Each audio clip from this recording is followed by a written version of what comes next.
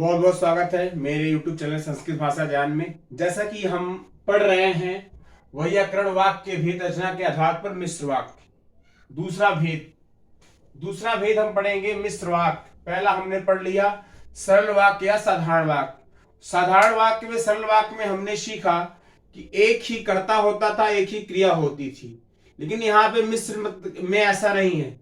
मिश्र का मतलब क्या होता है? दो चीजें आपस में मिली हों, दो चीजें आपस में मिली होंगी तभी मिश्र होगा। तो वो दो चीजें क्या मिली हुई हैं?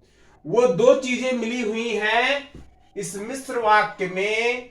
यह प्रधान वाक्य जिसे हम कहते हैं मुख्य वाक्य, प्रधान वाक्य को क्या बोला जाता है? मुख्य वाक्य।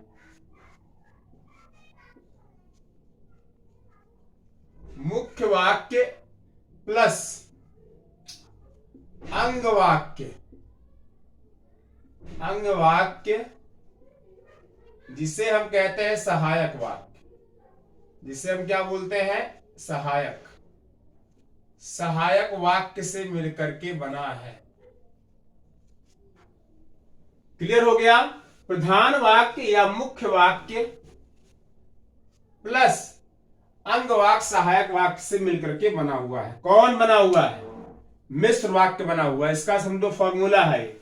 परिभाषा में भी यही लिखा गया है, जिस वाक्य में प्रधान वाक्य के साथ एक, ध्यान देना, एक ही ले आना, ज्यादा नहीं, एक अंग वाक्य हो उसे मिश्र वाक्य कहते हैं। उदाहरण के माध्यम से समझा दिया गया।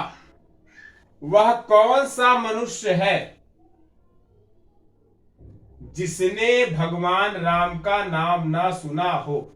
तो पहला ही जो वाक्य होता है जहां पे कॉमा लगता है, इसकी सबसे बड़ी विशेषता ये भी जान लीजिए। एक जब प्रधान वाक्य समाप्त होता है तो वहां पे कॉमा लगता है। कॉमा लगने के बाद जो दूसरा वाक्य शुरू होगा वह उसका अंग वाक्य कहलाएगा, मतलब सहायक वाक्य कहलाएगा। तो इन दोनों में जो पहले शुरुआत का रहा वह कौन सा मनुष्य है? या मुख्य वाक्य रहा, जिसे आप प्रधान वाक्य के नाम से भी जानते हैं। चाहे प्रधान वाक्य बोलिए या मुख्य वाक्य बोलिए, दोनों बातें एक ही हैं।